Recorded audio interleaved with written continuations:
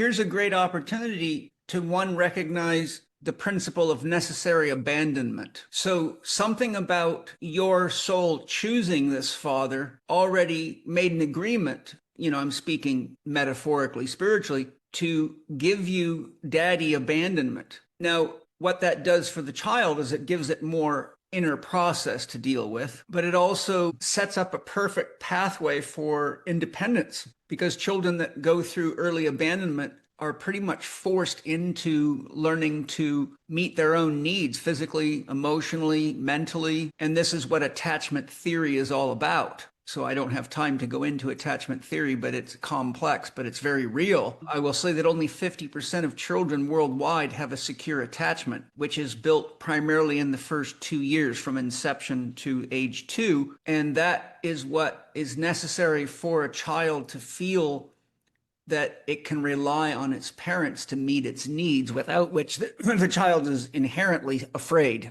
So there is different attachments, such as avoidant and discordant, that come from the environment that the child is in, and depending on how the parent relates to it. So if you haven't read attachment theory at all, it's probably a good idea.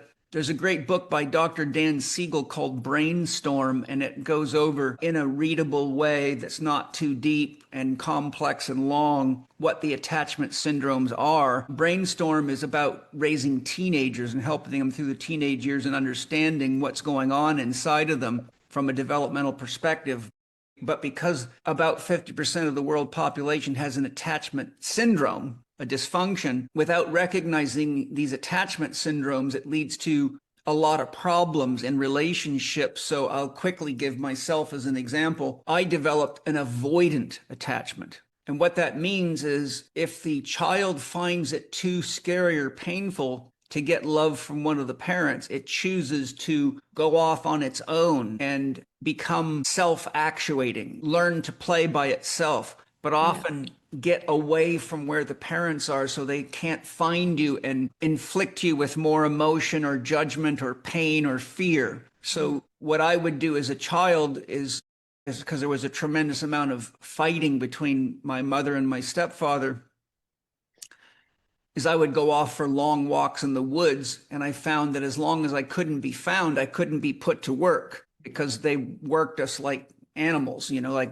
horses pulling carts. And so why that's important, why I'm bringing it up as an example for all of you to pay close attention to, is because throughout my life, when people in relationships with me, be they staff members or girlfriends or close friends, trigger me and make it feel like this is more work than I have the energy to get into with you, then I will disconnect from them. I will make myself unavailable or busy. And so if a woman has a healthy attachment, or a partner has a healthy attachment, they're much more likely to investigate and ask the right questions because they're secure in themselves. It's almost impossible to have a person that's secure in themselves without a secure attachment, because that's the foundation of the child's psychological development.